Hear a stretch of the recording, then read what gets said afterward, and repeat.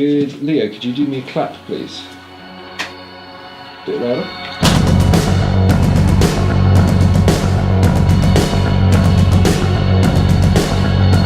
Here with Pretend with Bambara. So you recently supported Idols on their US tour. How did that come about?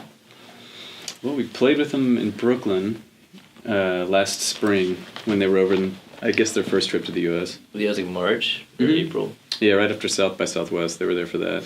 We played with them in Brooklyn, and it was a great show. We had a great time, and they mentioned they'd love to play with us when they came back, and we played a lot of shows with them when they came back. Yeah. Yeah, that was like a month long, pretty much. More or less. And then we had like 2 days break before the European tour, so that's why we were all beat up. But it was amazing. It was really really amazing. Those guys, like every single one of those dudes is fucking awesome. Yeah, they do so much for like the local independent scene in the UK. Oh yeah, I believe it. Yeah. Yeah. And they're so busy. It's amazing they find time to like help other people out while they're doing all this stuff. They stick to their word too. If they tell you they're gonna do something, they do it, which is so rare these days. Yeah. And it was just awesome to see them play every night too, because they're just amazing. So it's just like a treat every night. How does it work logistically with a band of your size touring in terms of fitting it around jobs or family? Well, we don't have jobs right now. Yeah, you just quit the job. Yeah. Coming home unemployed. Yeah. Family, I have a small dog, but she's well cared for in my absence. Yeah, no family for any of us. Yeah, so do you find it easy or doable to sustain yourself on the road without a job? Or do you just work in between tours? We work in between. Yeah. That's pretty much what we've been doing since we started touring. Yeah. And we've been fortunate enough to have that work out for us. We've never really been too fucked, but it's nice though, because at one time I do some animation when I'm home. Yeah. And I tried to do that on the road, but it was just after you're just drinking every night and you feel like shit, and all day you don't want to do anything, just lay down and recover. Yeah. Yeah. Yeah. Do you notice any differences between the scene in the US and the scene in the UK or the scene in Europe? Older people come to shows here. I'll definitely say that. Yeah. That's really There's cool. like a bigger range of people that are interested, Yeah, it may not be the sexiest answer, but they're older people that come out to shows here. I don't know enough about the actual scenes. We've never been here long enough to know about the scene here, but all we can really speak to is the audience that we played for. Everyone, it seems like people are a lot more enthusiastic if they're into it, and they're very honest, especially in Germany and Netherlands. If they don't like it, Yeah. which is nice. It's cool. That's valuable. Yeah. But they'll let you know what they didn't like as much as they'll tell you if they liked it. Yeah, I was talking to this guy the other day, and he was like, I really love your new record. It's in Berlin. And then he was like, yeah, so I went back and listened to your like first recordings, and he was like, and it was shit. I was like, oh, okay, all right. Well, at least it's the right way around. Yeah, totally, yeah. Yeah. Like, well, damn. Yeah. So, playing live, you've just moved to a 5-piece. Yeah. How has that affected the band's live performance? Oh, it's It's a huge difference. It's night and day. I used to have to do a lot of things. I used to have to play guitar and do a bunch of vocal manipulation through like looping pedals and things like that would be going through like the house and all these amps and things. And it was like a very delicate, extremely technical thing that I was doing. And if one thing broke, it all went to hell. And it was stressful and very like, I felt kind of like trapped the whole time. And then so we were playing one show, and I broke my hand at the show, and after that we needed a guitarist, to take over for me. And then after that we just liked the way it felt, where I could be like free and kind of interact with the crowd more than just being like busy. And then after that we were like, well, maybe we should add one more person and completely eliminate all of your jobs besides singing, Yeah. And so now I'm just like, in the records and stuff, I record and do play the guitar and all that stuff, but live, my only responsibility is singing, and it's been like, I don't know, I think it's just really opened it up to like being more involved with the crowd And I think the interaction between the crowd and us has become a lot stronger.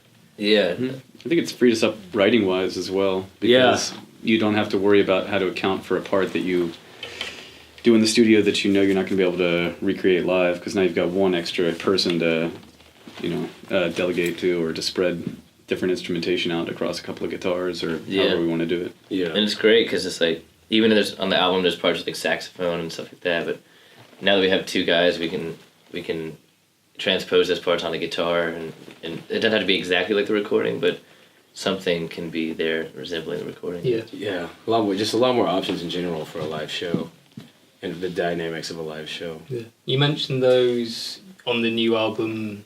You've expanded the sound, putting in other instruments like brass and strings. Right. Was that a deliberate move to make the sound different, or was it just more organic where your songwriting was going?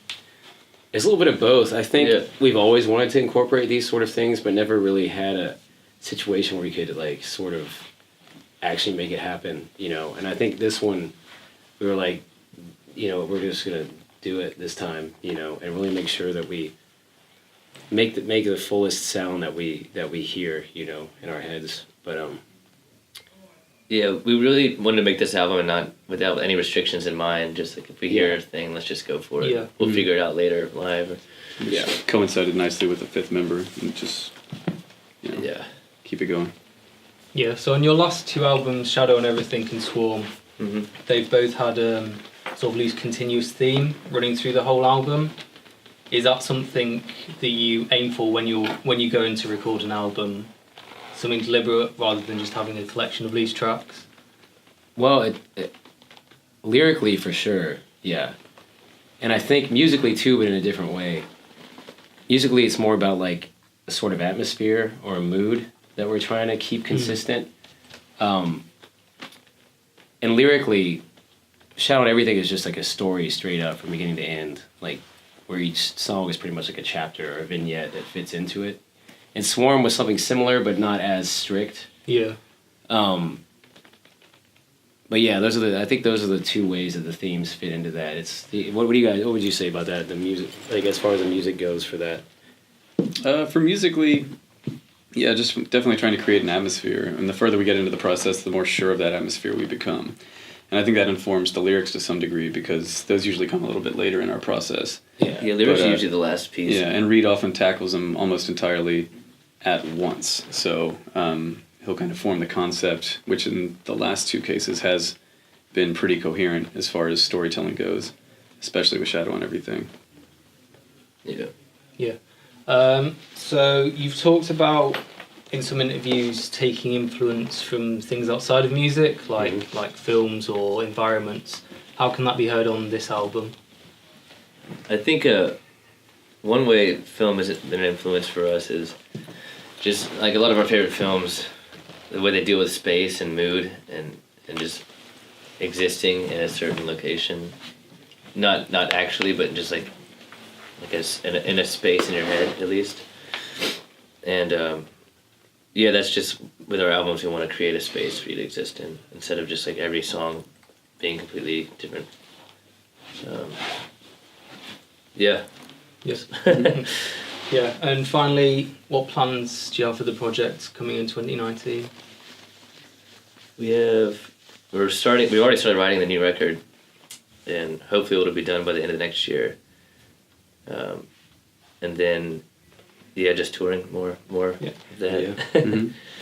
But the main focus is just, once we get back from this tour, just like focusing completely on the new album, trying to work as little as we can and stay alive while we focus completely on the music. And we've gotten pretty good at that over the years, so it should be all right. Well,